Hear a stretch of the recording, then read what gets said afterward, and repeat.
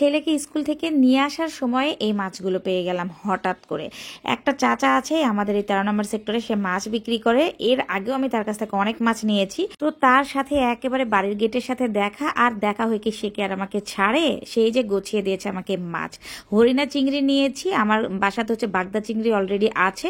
তো এই হরিণা চিংড়িগুলো কিন্তু প্রায় আমার লাগে চিচিঙা ভাজি, লাউ দিয়ে, তারপরে আরো অন্যান্য কিছু রান্না করতে। তো সেই চিংড়িগুলো জোর করে 2 কেজি দিয়ে দিয়েছে, আর সাথে দিয়ে দিয়েছে ট্যাংরা মাছ। বাসায় কিন্তু অনেকগুলো মাছ আছে। আমার আব্বা অলরেডি হচ্ছে সবসময় কিন্তু বাজার পাঠাতেই আছে রাজশাহী থেকে, কিন্তু তারপরেও সে আমাকে ছাড়েনি, দেখে বলছে মা নিয়ে যাও, মা নিয়ে যাও। তো অলরেডি হচ্ছে নিয়ে এসেছি বাধ্যতামূলক, মানে ওনার কথা আর ফেলতে পারিনি। তো অনেক কষ্টে এই ট্যাংরা মাছগুলো অল্প নিয়েছি, বলেছি যে চাচা আমার আছে আরো মাছ। তো সে আমাকে অনেক বেশি দিতে চাচ্ছিল। আর এইদিকে হচ্ছে মাছগুলো পাওয়ার পরে অনেক আফসোস লাগছে, কারণ হচ্ছে আমি বাজার অলরেডি গুছিয়ে ফেলেছি আজকে যা যা রান্না করব। তো সেগুলো কিন্তু অলরেডি বেলা 12টার মধ্যে গুছানো হয়ে গেছে। আর তারপরে সেই ট্যাংরা মাছগুলো পেয়েছি। ট্যাংরা মাছগুলো আজকে রান্না করতে চেয়েছিলাম, কিন্তু আমি আবার বের করে নিয়েছি হচ্ছে আজকে বেলে মাছ। এই বেলে মাছ রান্না করব, তাও আবার হচ্ছে একেবারে কাঁচা আম দিয়ে। তো টাটকা সেই ট্যাংরা মাছগুলো কিন্তু যদি একটু আগেও পেয়ে যেতাম, তাহলে কিন্তু আমি হয়তো বা আজকে সেই ট্যাংরার ঝোলই করে ফেলতাম। তো যাই হোক, ব্যাপার না, বাজার তো গুছিয়ে ফেলেছি অলরেডি। এই যে শাকও নিয়ে এসেছি, সকালবেলাতে একেবারে টাটকা ফ্রেশ শাক দিয়ে গেছে আমাকে বাসাতে। তো সেই শাকের একটা ভাজি করে ফেলেছে আজকে। আর রান্না করছি হচ্ছে একেবারে দেশি ডিম পাড়া মুরগি দিয়ে আলুর একটা ঝোল। এই মুরগিগুলো কিন্তু একদম গ্রাম থেকে নিয়ে আসা, গ্রাম থেকে নিয়ে আসা বলে এগুলো কিন্তু খেতে অনেক বেশি মজা হয়। আমরা এখান থেকে যতই মুরগি কিনি না কেন, আসলে গ্রাম থেকে বাড়িতে পালার যে মুরগির স্বাদগুলো লাগে, সেগুলো কিন্তু এই ঢাকা শহরে কেনা মুরগিতে পাওয়াই যায় না বললে চলে। তো এই মুরগিগুলো দেখলেই আমার মনে হয় যে একটু আলু দিয়ে এরকম মাখা মাখা টাইপের ঝোল করলে অনেক বেশি মজা লাগবে। আর আমি সেভাবেই রান্না করি, কারণ এই রান্নাটা কিন্তু আমার মেয়ে থেকে শুরু করে আমার ছেলের বাবা পর্যন্ত অনেক বেশি পছন্দ করে। তো মোটামুটি 2টা অলরেডি রান্না করে ফেলেছি। এখন আজকে আমি রান্না করব মেইন যেটা, সেটা হচ্ছে একেবারে কাঁচা আম দিয়ে নদীর বেলে মাছ। তো বেলে মাছের একটা চচ্চড়ি করব।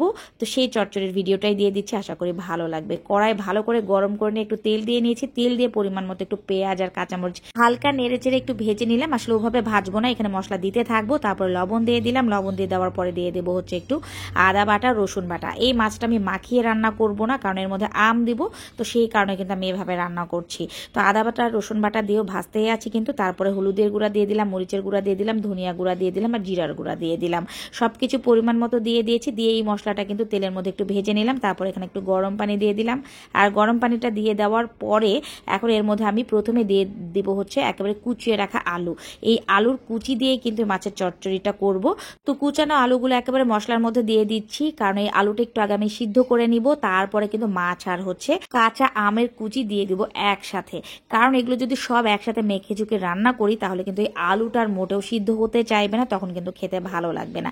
তো একেবারে আলুটা একটু মশলার সাথে মিশিয়ে নিয়ে পরিমাণ মতো একেবারে ঝোল দিয়ে দিলাম। আর এই ঝোলেই কিন্তু রান্নাটা হয়ে যাবে। তো জাল এখন দিয়ে দেবো, বলতে গেলে 2 থেকে 3 মিনিটের মতো আলুটা সিদ্ধ হতে থাকুক।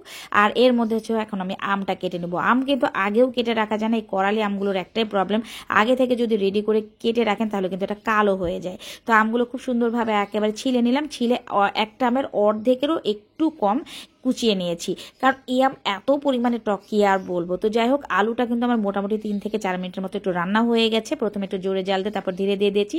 এর মধ্যে কিন্তু আলু সিদ্ধ হয়ে গেছে। তারপরে তো এখন কেটে বেছে ধুয়ে পরিষ্কার করে নেওয়া এই মাছগুলো দিয়ে দিচ্ছে। আর এই মাছগুলো কিন্তু আমার আব্বা কেটে দিয়েছে। আমার বাসাতে যত বাজার আসে বাসা থেকে, মানে সেগুলো কিন্তু আমার বেশিরভাগ আব্বাই কাটে, আর সাথে মা থাকে। তো যাই হোক, মাছগুলো দিয়ে দিয়েছি আলুর মধ্যে। তারপরে দিয়ে দিলাম একেবারে যে কুচিয়ে কেটে রাখা হচ্ছে আমের ফালাগুলো। এই আমগুলো কিন্তু একদম গলে যাবে 2 থেকে 3 মিনিটের মধ্যে। তো আমি এটা 4 থেকে 5 মিনিটের মতো রান্না করে নেব। প্রথমে আগে একটু ঢাকনা ছাড়া রান্না করেছি, তারপরে ঢাকনা দিয়ে দিয়েছিলাম। ব্যাস, রান্না কিন্তু মোটামুটি হয়ে গেছে। একেবারে পোড়া পোড়া লাগা লাগা একটা চচ্চড়ি করে ফেলেছি। আর এই রকম আমের সিজনে যদি ছোট মাছ দিয়ে বা বড় মাছ দিয়ে যদি এরকম আম না খান, মানে কাঁচা করালি আমগুলো না খান, তাহলে কিন্তু একেবারে চরম মিস হয়ে যাবে। তো এইরকম রেসিপি তো আমার অনেক বেশি ভালো লাগে। আর আমার সাথে সাথে কিন্তু এখন এই রেসিপিগুলো আমার মেয়েও অনেক বেশি পছন্দ করছে, যেহেতু সে এখন নতুন নতুন সব খাওয়া শিখছে। কারণ এতদিন ছোট ছিল, তার খাবার মেনু ছিল আলাদা। তো সে এখন কিন্তু এরকম অনেক বেশি পছন্দ করে। তা আপনারাও পছন্দ করেন কিনা অবশ্যই জানাবেন।